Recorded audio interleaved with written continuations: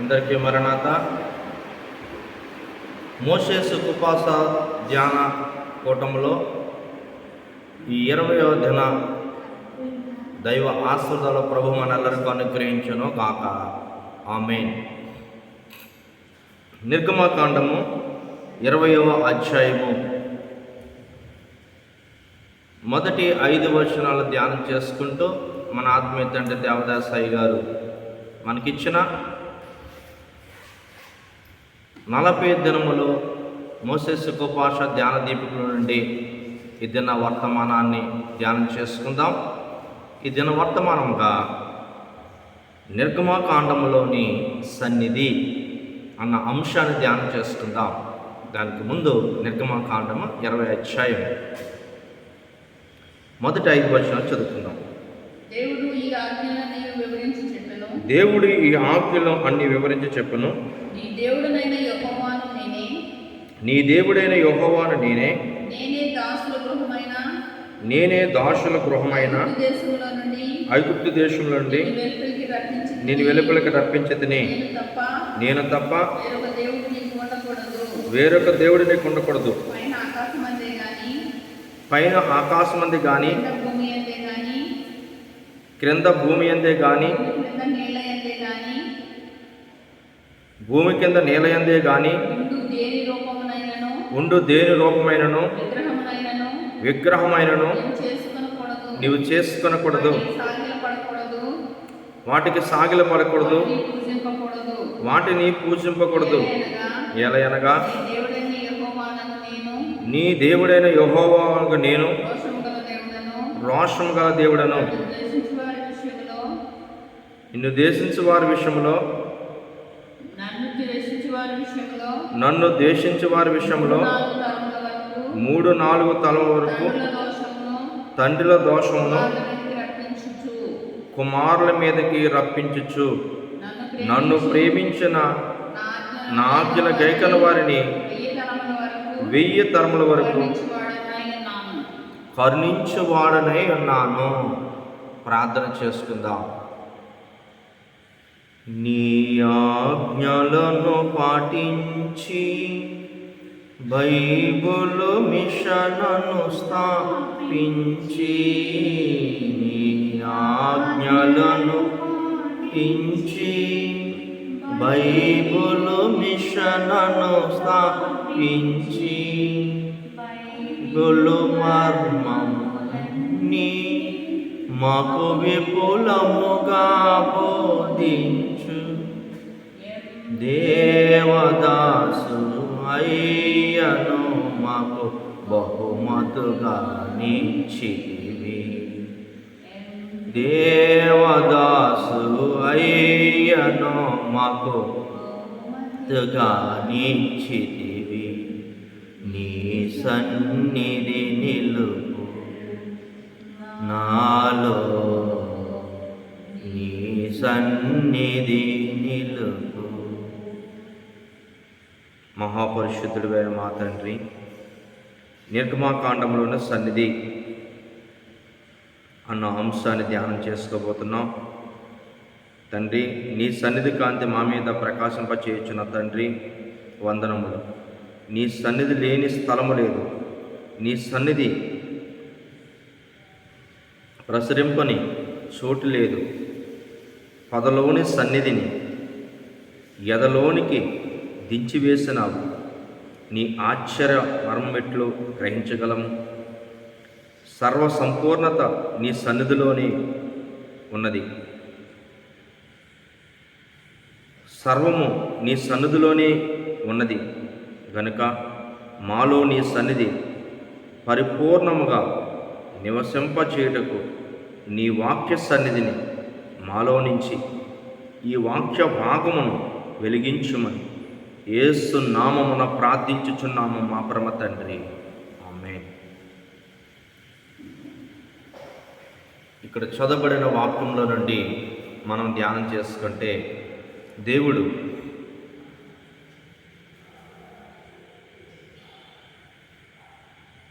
ఆయన పక్షాన మనం ఎలా ఉండాలి, మన పక్షాన ఆయన ఎలా ఉంటాడు, ఇతరుల పక్షాన మనం విధి పక్షాన ఎలా ఉండాలి అని ఒక 10 ఆజ్ఞలను ఇక్కడ మనకి ఇచ్చారు. ఈ 10 ఆజ్ఞలను బట్టి దేవుడు మనతో ఉండుటకు ఇష్టపడతా ఉన్నాడు. ఆదికాండంలో వచ్చిన పాప ఎడబాటును బట్టి నిర్గమాకాండంలో దిగిన దేవుడు. అందుకే నిర్గమాకాండంలో సన్నిధి. ఇంకా మానవుడితో పాటు దేవుని ఎడబాటు లేదిక. ఇంత మట్టుకు ఎడబాటు ఉంది, ఇక ఎడబాటు ఉండదు, నేను మీతోనే ఉంటాను అని దేవుడు చక్కటి మాటను ఈ అధ్యాయంలో మనకు తెలియచేసినట్టుగా మనకు కనపడుతుంది. అందుకే దేవదాసాయి గారు నిర్గమాకాండంలో సన్నిధి. నిర్గమాకాండంలో సన్నిధి అంటే ఏంటి?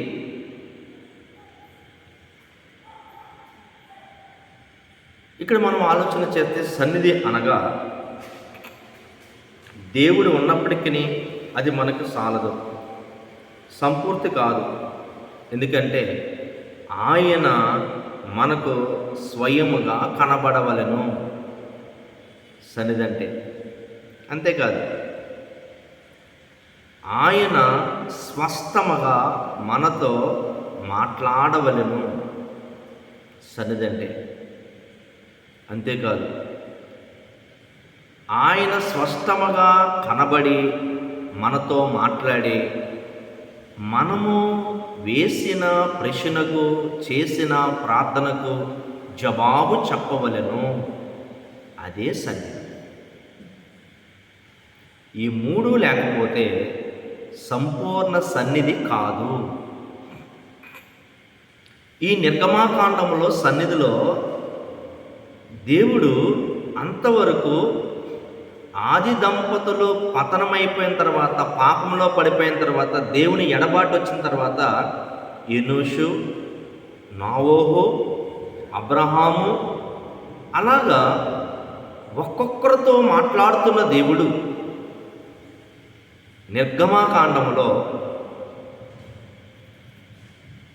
అరణ్యములో ఒక గొర్రెలు కాచుకోవడానికి వెళ్ళిన ఒక ముర్రంబీకి దేవుడు పొదలో మాట్లాడాడు. ఇది పరిశుద్ధమైన స్థలము అనగానే, చెప్పులు తీయమనగానే ఆ ముర్రంబి వెంటనే దేవుడు చెప్పినట్లు చేశాడు. ఆ పొదలో ఉన్న సన్నిధి ఎదలోనికి వచ్చేసింది. ఎదలోనికి రావడానికి ఆయన ఎంతగా శరీరాన్ని నలగొట్టుకున్నాడో. 40 దినములు ఉపవాసం చేశారు, 2 సార్లు చేశారు.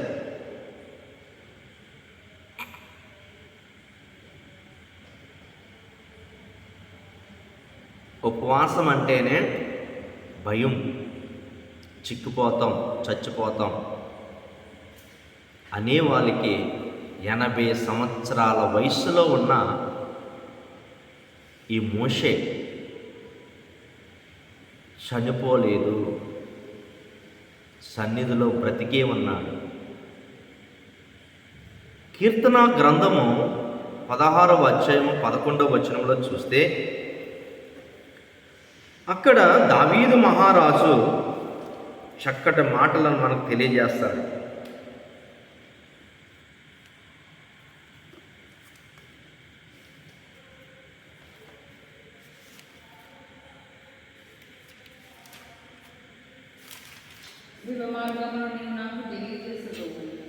జీవ మార్గము నీవు నాకు తెలియజేసేదివి, నీ సన్నిధి సంపూర్ణ సంతోషం కలదు, నీ కుడి చేతిలో నిత్యము సుఖములో కలవు. ఇక్కడ సన్నిధి కూటముకు పెట్టుకుంటే చక్కటి మాటలను ఇక్కడ తెలియజేస్తాడు. జీవంతో ఉన్నాడు, సంతోషంగా ఉన్నాడు, సుఖంగా ఉన్నాడు. ఎందుకంటే దేవునితో ఉన్నవారికంట ఆకలి, దప్పిక, నిద్ర, ఈ భూలోకంలో ఉన్న అవస్థ ఉండదు. రేపు పరలోకంలో ఎలా ఉంటామో దేవదూతలు, పరిశుద్ధులు, దేవుడు అలా ఉండే భాగ్యమే ఉపవాసం అనగా దేవుని సహవాసము. సన్నిధి అనగా ఈరోజు ఉపవాసము, సహవాసము, మిళితమైపోవటం, ఏకమైపోవటం, లీనమైపోవటం ఈరోజు మనకి కనపడతా ఉంది. ప్రశ్నకు జవాబు చెప్పటమే సన్నిధి. ఈ మూడిట్లో ఏది తక్కువైనా సంపూర్ణ సన్నిధి అనుభవించడం కాదు. సన్నిధిలో ఎవరు మాట్లాడుతున్నారో స్పష్టంగా తెలుసుకొనవలెను. నిర్గమాకాండంలో సన్నిధిలో దేవుడే పరిచయం చేసుకుంటున్నాడు. నిర్గమాకాండం 3వ అధ్యాయంలో ఏమంటున్నాడు? మోషే, మోషే, అబ్రహాము దేవుడను, ఇస్సాకు దేవుడను, యాకోబు దేవుడను, నీ తండ్రి దేవుడను, మీ పితరుల యొక్క మొరను ఆలకించి నేడు ఇశ్రాయేలీయులను 430 సంవత్సరాల బానిసత్వం నుండి మొరపెడుచున్న వారిని, వారి ఎట్టి శ్రమలను విన్నాను, వారిని విడిపించడానికి నేను దిగి వచ్చాను మోషే అని చెప్పాడు. అప్పుడు అంటాడు, వాళ్ళు నన్ను నమ్మరు, దేవుడు నాకు కనపడ్డాడు, నాతో మాట్లాడాడు, నమ్మరు అని ప్రశ్న వేశాడు. వెంటనే జవాబు చెప్పాడు. అనువాడును, ఉన్నాననువాడును, ఉన్నవాడును, దేవుడు కనపడతాడు, మాట్లాడతాడు ఇప్పుడును అని బైబిల్ మిషన్ నాయకుడు చెప్పినట్టుగా ఆయన మీతో చెప్పింది చేయండి. నేను సమర్థును కాదు, నోటి మాంద్యము గలవాడును అని ప్రశ్న వేసినప్పుడు ఆ నోరిచ్చేవాడును నేనే, నీ వెళ్ళు అని దేవుడు స్పష్టంగా పరిచయం చేసుకోవటమే కాదు, మాట్లాడటమే కాదు, గద్దిస్తున్నాడు, వర్తమానం ఇస్తున్నాడు, అద్భుతాలు నేర్పించాడు, ధైర్యంగా ఉండేటట్టు, సేవ, ఆదరణ, ఇవి సన్నిధి వల్ల కలుగుతాయి. ఎందుకు నేనున్నానుగా అని చక్కటి ఈ 6 అంశాలను దేవుడు జరిగిస్తాడు. చూడండి, తండ్రి మాట్లాడుతున్నాడు, కుమారుడు మాట్లాడుతాడు, పరిశుద్ధాత్ముడు మాట్లాడుతున్నాడు, దేవదూతలు మాట్లాడతారు, భూలోక భక్తులు, పరలోక పరిశుద్ధులు మాట్లాడతారు, చివరగా సాతాను మాట్లాడతారు. అప్పుడు మనం గమనించుకోవాలి ఎవరు మాట్లాడుతున్నారు. సంపూర్ణ సన్నిధి అంటే ఏంటి? ఈ మూడిట్లో ఏది తక్కువైనా అది సన్నిధి కాదు. భాష మాట్లాడేటప్పుడు, భాషలు చెప్పే అర్థం ఉన్నప్పుడే, వారిద్దరు ఉన్నప్పుడే భాష మాట్లాడాలి. వాళ్ళిద్దరు లేకపోతే, అర్థం చెప్పేవారు లేకపోతే భాష వారు మాట్లాడకూడదు. అది దేవుడు కాదు.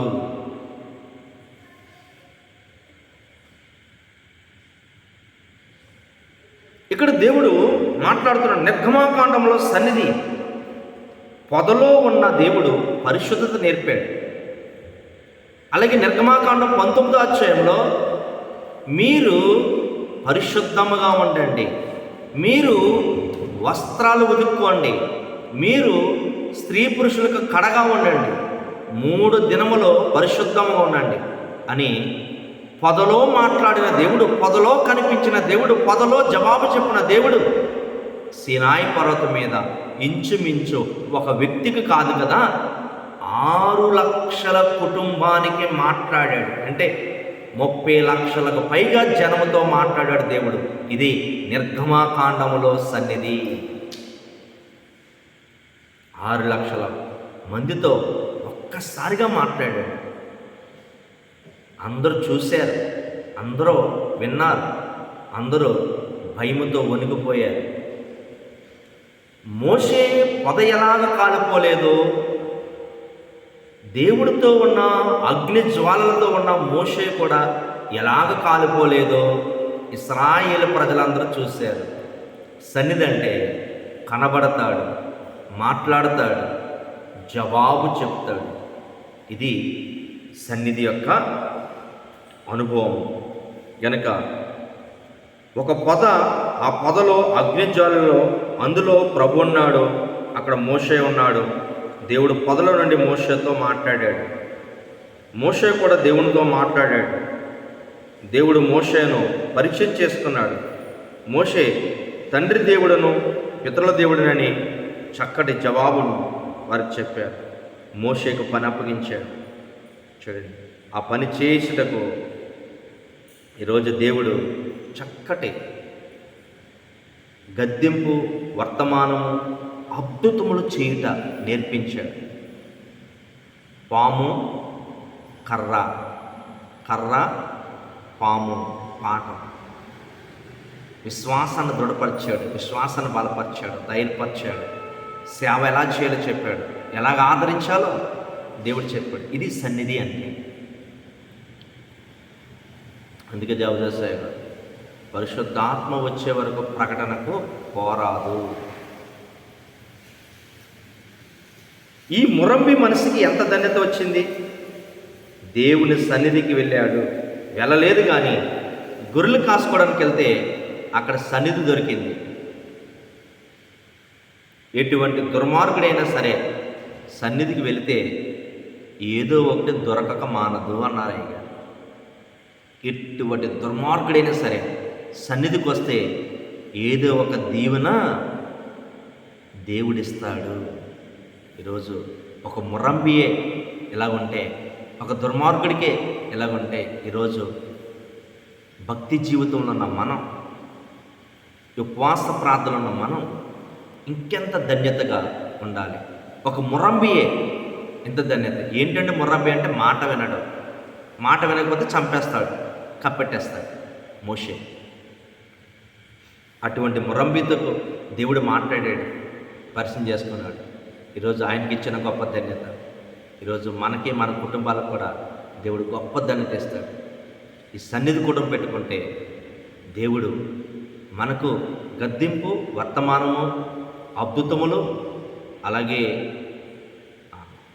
సేవా జీవితం, ఆదరణ, కుటుంబానికి కావలసిన ఆశీర్వాదాలు, దేవుడు మోషేకి ఇచ్చిన ధన్యతలు దేవుడు మనకు కూడా ఇస్తాడు. కనుక సన్నిధి కూటమి పెట్టుకుంటే ఇవన్నీ దొరుకుతాయి. సీనాయి కొండపై సన్నిధిలో ఉన్న మోషే జీవంతో ఉన్నాడు, సంతోషంగా ఉన్నాడు, సుఖంగా ఉన్నాడు. అలాగే ఆయన సన్నిధిలో సంపూర్ణ సంతోషంలో జీవభాగ్యములను నేడు ప్రభు ఈ నిర్గమాకాండ సన్నిధిలో మోషేకిచ్చిన ధన్యతను ప్రభు మనెల్లరికీ అనుగ్రహించి మేఘమెక్కించును కాక. ఆమేన్. ప్రార్థన చేసుకుందాం. నీ సన్నిధి నిలుపు నాలో, నీ సన్నిధి నిలుపు, ఆజ్ఞలను అనుసరించు ఆత్మను నాకిమ్మయ్యా.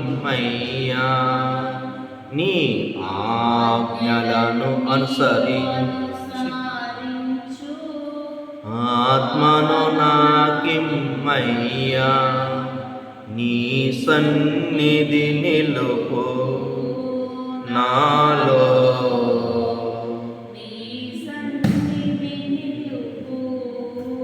దేవుని పదాజ్ఞలను అనుసరించే వారికి ఆయన సన్నిధి నిత్యము మనకు సంతోషము కలగజేయడానికి, ఆయన కుడి చేతులు నిత్యము సుఖలం అనుభవించడానికి మనకి గొప్పతనం ఇచ్చాడు. కనుక ఆయన పట్ల మనం ఎలా ఉండాలి, మన పట్ల ఆయన ఎలా ఉంటున్నాడు, మనము ఇరుగు పొరుగు వారి పట్ల ఎలా ఉండాలి అన్నది ఈ పదాజ్ఞలను బట్టి అనుసరించే ధన్యత ప్రభు మనకు అనుగ్రహించును గాక.